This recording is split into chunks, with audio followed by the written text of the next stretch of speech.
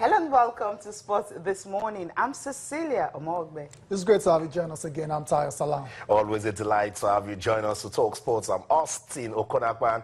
Today in Nigeria, football fans will be looking forward to the Federation Cup. Another round of upsets, you'd want to call that. Can Go Round Football Club defeats MPFL club now, Sarawa United. I'm looking out for the upsets. Definitely, that's what we'll be looking out for. So many games to be decided today. Okay, of course, one team actually bounced back from their slow start to qualifications for Rio, talking about the D Tigers. Yesterday, they defeated South Korea by just a point, but it was a nervy encounter.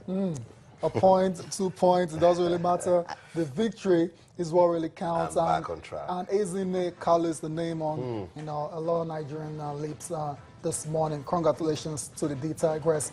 Okay, moving on the show now. Brazil legend Carlos Dunga has been sacked again after the Samba boys exited the Copa America Centenario in the group stage. Guys, this is not a surprise at all. I mean, Dunga, remember, was sacked in his first spell as manager after Brazil got knocked out in the quarterfinals of the 2010 World Cup. So you can imagine if you get knocked out in the group stage of a major competition like the Copa America, then there's only one result that was always going to come out of that, and that's the sacking of Carlos Dunga. No surprise at all. Wow, I'm a bit surprised because... Why? Come on, let's talk about it. Right? I'm not surprised about the sack. I'm surprised Dunga made the same mistakes again. Why not prepare the Brazilian team to be a team? Why are they depending on some certain players to change Brazilian football? I don't get this. Will break the heart of Rivaldo, Ronaldo de Lima, all the big stars that have come out of Brazil. I wonder, when did we start putting our football into their hands? And look at the player they're putting their football, and giving their football to a young Neymar. I mean, Neymar doesn't play, Brazil doesn't play football. Which is not good at all. Not good, Cecilia Austin. I mean, when a team, a country as big as Brazil now starts to depend on one player, then it shows you there's something wrong with the fabric of the team. That's right. So that's what, Carlos Dunga should have worked out. And remember, going into this tournament, he made some really strange decisions as well. He dropped Thiago Silva, he dropped David Luiz, he dropped a lot of experienced players that I thought, would have, given, quality and experience to this side. That's how it goes in football. He's a legend, absolute Nigeria, Brazil legend, but it's gone. Twice they've sacked him now, and he's going to have to, bounce back from this. I wonder how he's going to do that.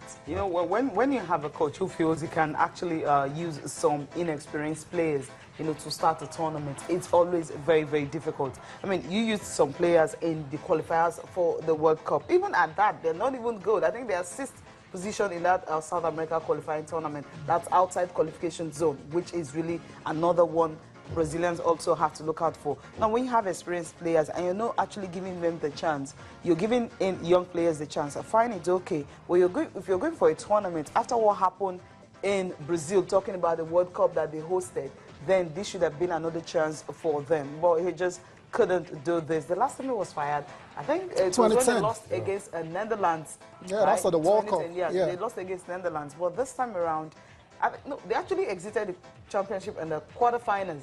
Yeah. This time around, at the group stage. So this is really not acceptable to most of the Brazilians. At the group stage, a group phase that Ecuador, Peru, and Haiti. Brazil couldn't get out of it. That's the problem. You know what they should do? They should organize a deliverance crusade or a retreat for Brazil. No, they should start. It's not that serious. It's that serious. It is that serious. When you don't take your key players to a tournament, Copa I think America. maybe if you had like a WH, like as you mentioned, Thiago Silva, I felt having a Neymar to actually handle the national team as a captain.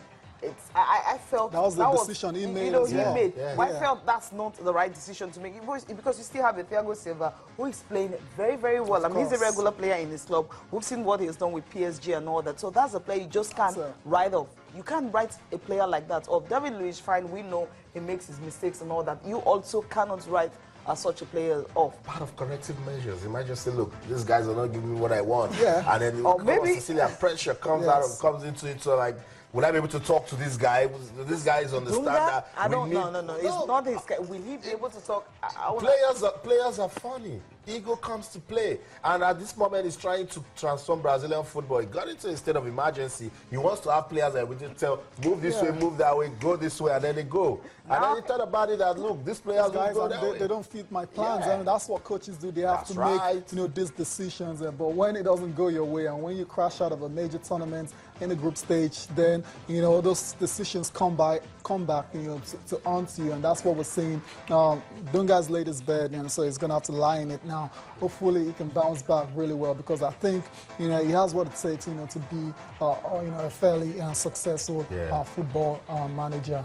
Sacked again. Yeah, not a good one for his CV, not a good one for Brazilian football. And when you even look around, you start wondering who is better, who can take over. Yeah, who can take over. But according to the reports coming out from Brazil this morning, they're saying the coach of Corinthians, Tite, that's his name, he's likely, is overwhelming favorite to replace Dunga. We'll see how that pans out eventually. But apparently Tite, is a bit in Brazil. He led Corinthians to win Brazil's Serie A title in 2011 and 2015, as well as the Copa Libertadores and World Cup. Yeah, for the first time in 2012. So it seems to have, a good CV, and the CBF are looking to bring him in.